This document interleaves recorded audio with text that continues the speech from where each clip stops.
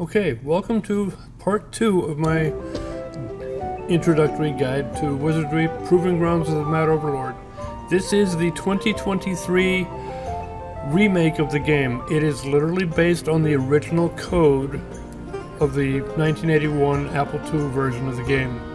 So this is the actual classic, not a remake, it is a rebuild, restoration as it were, with modern graphics. A couple of things that I wanted to show you that I had to discover. When you go into the opening screen, press escape to go into paused mode, go into options, and press Q to switch over to the old school options. Now what you want to do, it'll come up the first time in modern state.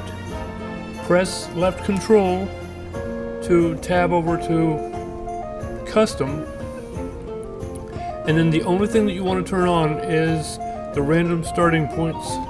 Press space to turn it on, and then at the bottom it says Z to save changes and close options. So press Z to save changes, and then resume. Now, the other thing, the reason why you wanted to do that, that's the only option that you wanted to change. The reason you want to do that is because when you want to go and create characters, it's very difficult with the limited number of points that you've given as default. So you want to be able to make re-roll. And this is what this is for. So that you can make characters like this, a samurai. And of course also eventually you want to be able to make a wizard, but we'll talk about that later. So let's go into creating a character. When you start, you get basic traits for the different races, and you get a number of attribute points to distribute.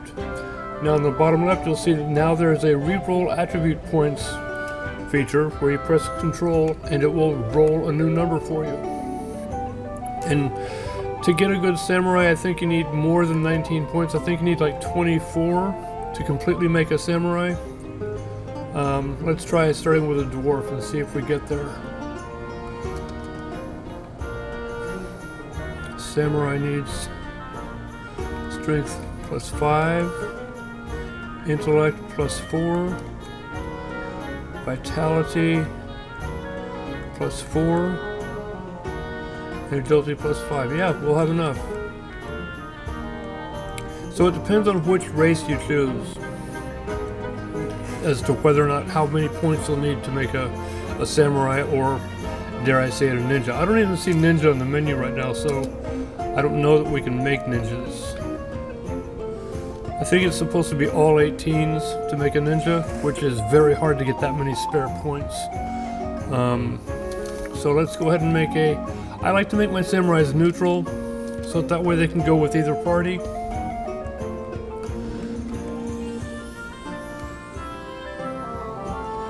And have a really good awkward face. That's a good one. Big ol' ham hocks. What name shall we give him? Pristine.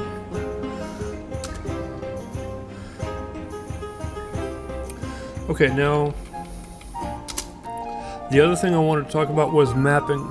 This is a fixed map dungeon. It's not roguelike.